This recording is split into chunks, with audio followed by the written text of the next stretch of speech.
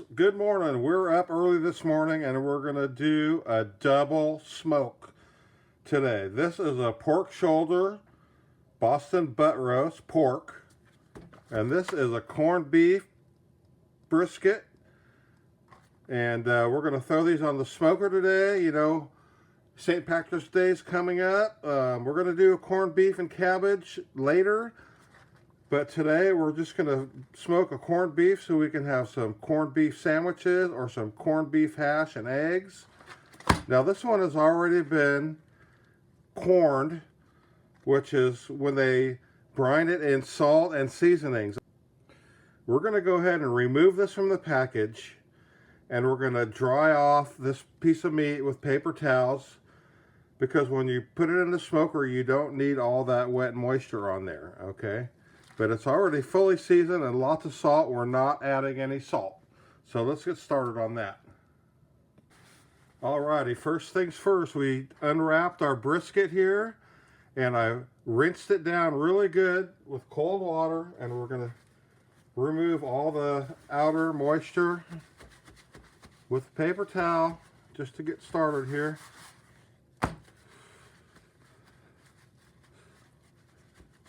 And this is a point end which has two muscles of meat on it, okay? They have the flat and the point end. The flat end is just one slab of meat, which is the remainder of this coming out here. But this is a point, it's a lot thicker.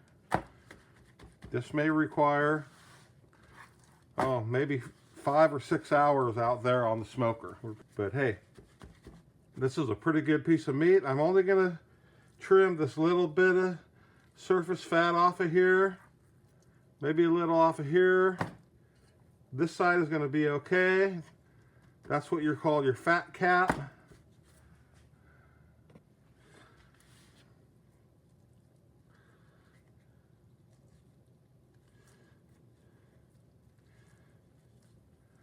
Just trim this stuff off of here. It's no big deal. Very simple.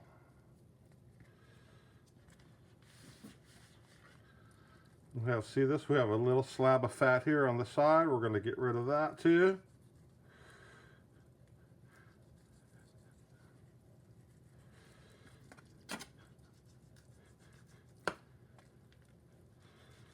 Some people like to get really fancy and trim the heck out of these things, but I just get the majority of. I don't mind that little bit. That's going to render down, and actually that's part of the center layer of fat that's inside there, okay? You can't really trim that out. All right, so we're good on that and good on that, and so let's put some seasoning on here. All right, on this brisket, I'm only going to use 3 things. Black pepper. This is coarse ground black pepper, because we're not going to add salt. This has already been soaking in salt in that package for a heck of a long time. You don't need to add extra salt, okay? So black pepper, garlic powder,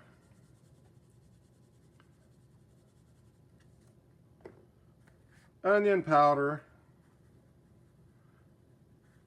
and that's it. You could put it heavier if you want. Some people like to put tons of black pepper on there.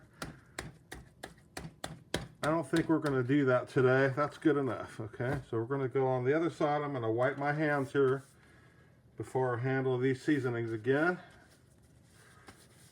Okay.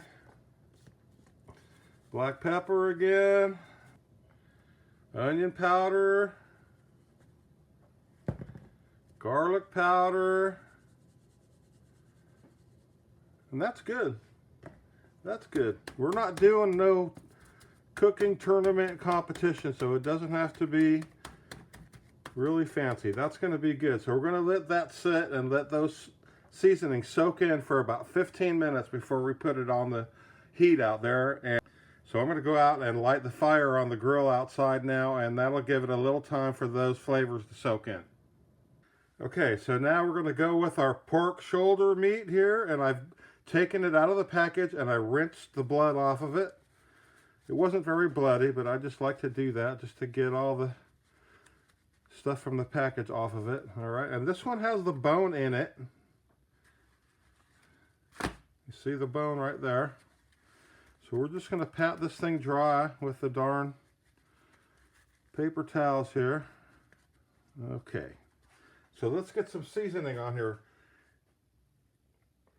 I like to use some tangy, spicy mustard, or you could use regular mustard or no mustard at all, but this helps hold the seasoning rub on the meat.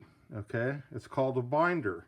So we're going to put some of this tangy, spicy mustard all over the meat here. I'm just going to do one side at a time. That's kind of a thick layer there.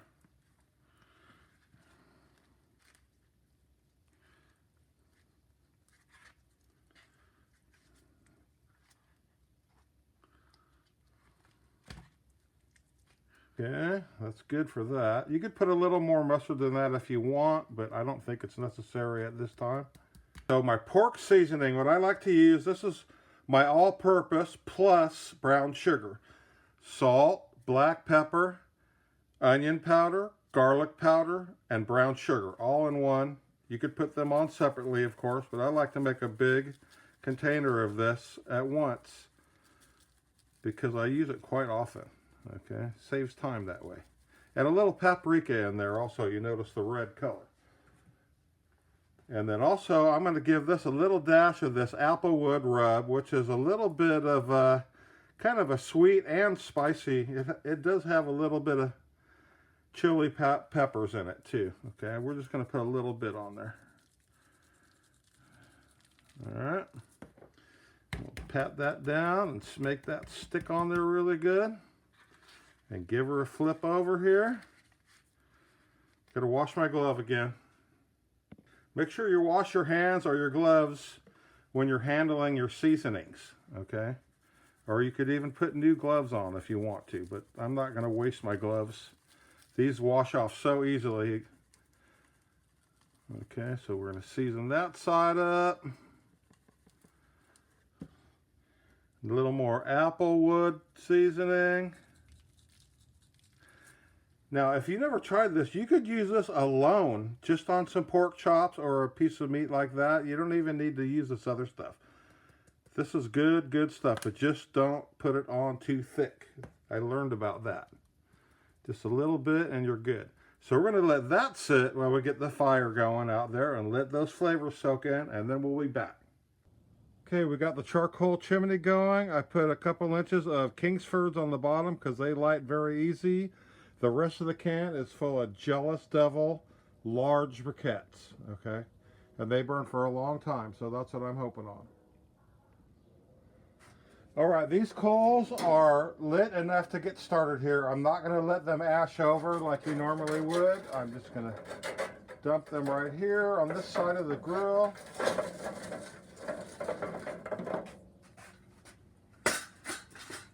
You want these coals to last a while. We're going to do what you call an offset cook. We're going to have the coals on this side and the food on the other side. Okay? So let's light these coals a little more now that they're all in their space here, and we'll be back and put the meat on there. So now we have our coals going for our heat source, and for our smoke source, I'm going to use a smoke tube right here full of cherry and apple smoker pellets. Okay? It's going to be what you call sweet blend. So we're going to get these pellets going here. This little smoker tube will last for about 4 hours.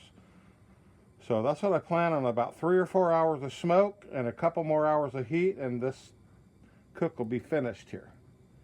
So what you do? All right, we are ready to rock here. Got your smoke smoking, you got your coals heated up. You see I put my brisket over there, fat side up. My pork roast is in a heavy aluminum pan with a little grilling rack underneath it. And my pan has a little 1/4 inch of water in the bottom to keep some moisture in this thing. So let's close the top here and see what kind of temperatures we're getting so far. We want to try to keep this under 300, okay? 225 to 250 is ideal. But under 300 would be great. So we're right about 300 and holding right now. Okay, it's been a little over an hour here. coals are doing good. Oh, our pork is getting a little toasty. And so is the brisket there. Maybe we're too hot. I'm going to give this thing a little spritz of my apple cider vinegar and water. And I might as well give this a little shot also. I don't like to spritz my beef too much, but the pork definitely. All right, our meat is looking pretty good here. And we're ready to wrap it. Okay, you could tell by either by doing a temperature or just touching it, and it's kind of dried on top of that fat cap, and I don't really want to dry it out any more than that. Same thing with our pork here. All right, so now I'm going to show you how I do this real quick. I have these really handy barbecue gloves. I have a little tin pan here, which I'm going to line it with my foil. And I'm going to reach in here and get the brisket first. Okay, that's the little brisket. Look at that. Doesn't that look nice? We're going to go ahead and put this right in here. I'm going to wrap it up in the foil real nice.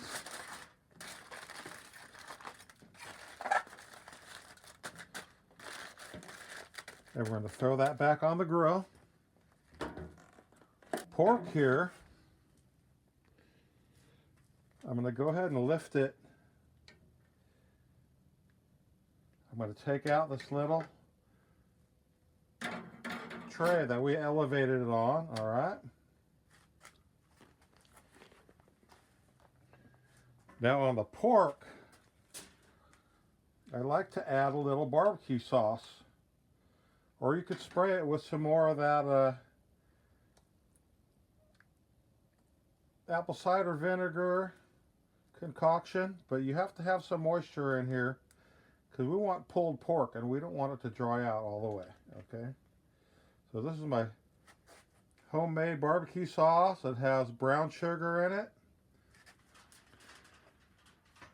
And now we're going to go ahead and cover this up with foil. Now if you don't have a pan like this, you can just wrap it up in foil. But I like to use these pans because it holds all the juices so much better. Okay, so we're going back on the grill here. Okay, now we have our corned beef and our pork all wrapped up. Back on the grill again. I added a few more large pieces of the jealous devil because we want to go about 2 more hours and kind of steam cook these until they're about 200 degrees, and that way they'll be actually falling apart. Once you get about 200 degrees, and that's when you're going to pull it off and get ready to eat. So hey, a couple more charcoals on there. We're ready to go. Let's close the lid here. Get her done. Alrighty folks, it's been 6 hours altogether here. Let's try a temp reading on this brisket and see what we have inside.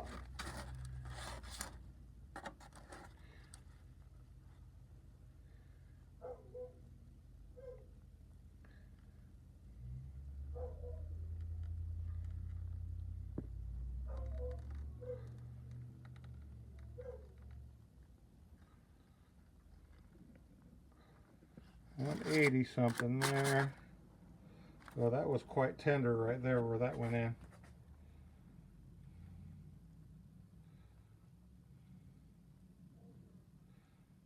That's another way you could tell. You poke around in there. If it's super tender to poke, you know you're done. Okay, so that's almost done. Let's go for the pork now. Oh, that poked in really easy. Yeah, the pork's done.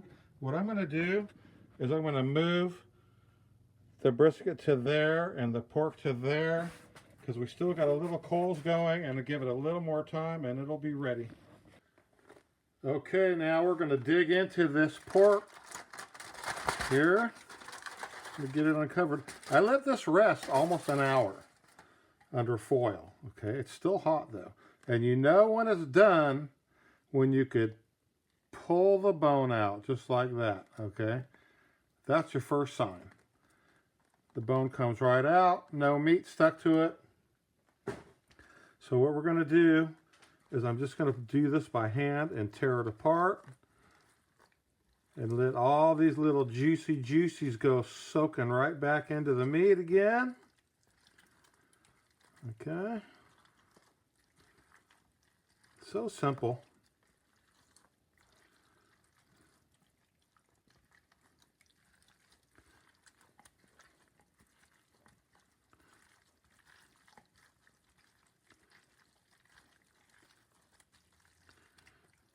Okay. That's pretty good right there. Okay, and now for my final touch, I'm going to just dump my last little bit of my barbecue sauce that we were using earlier in here. Not to put too much, but just a little bit in here. And that's it. There's your pulled pork.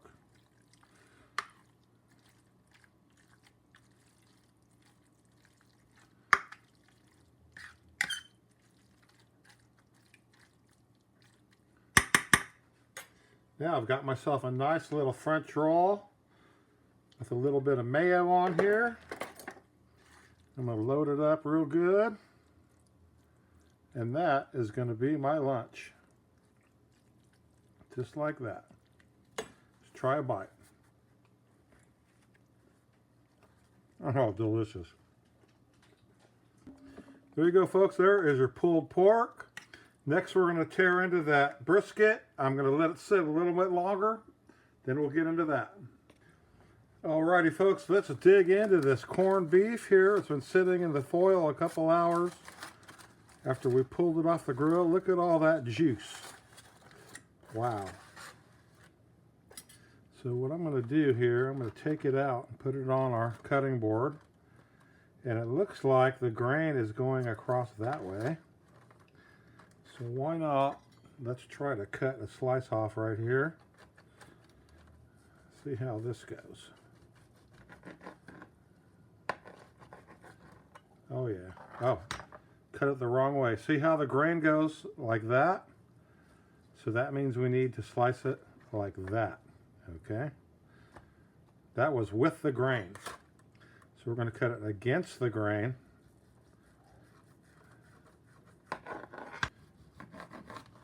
Cut a few slices here.